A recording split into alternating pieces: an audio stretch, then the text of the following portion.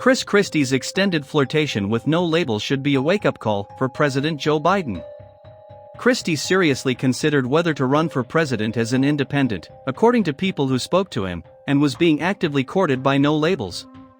The group shared extensive polling and modeling data with the former New Jersey governor to make their pitch and even presented Christie with a list of potential Democratic running mates to fill out a unity ticket.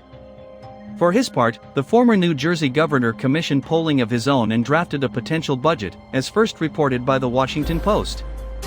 That Christie decided not to run is a result of No Labels' well-documented shortcomings, the structural challenges for any independent presidential candidate and the legacy-defining consequences of being the person who enabled Donald Trump to reclaim the White House.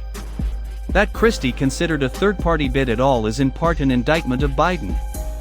It has been well over 2 months since Christie dropped out of the Republican presidential primary.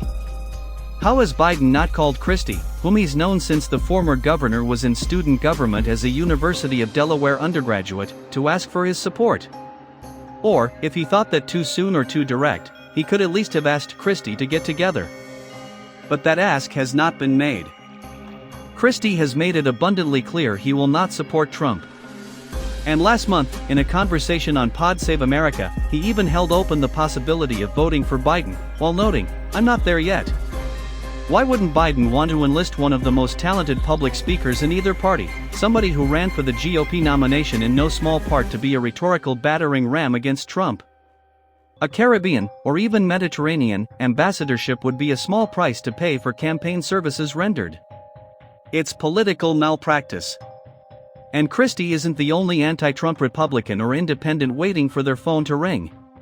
Prominent former GOP officeholders, from George W. Bush to Mike Pence to Paul Ryan, also haven't been contacted.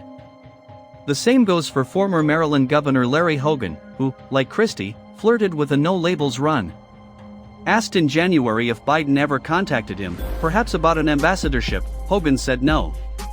As if to drive home the point, Hogan, whose wife is Korean American, happened to mention that he has a nickname in South Korea that translates to son-in-law. About 2 months later, Hogan announced his candidacy, as a Republican, for the Senate.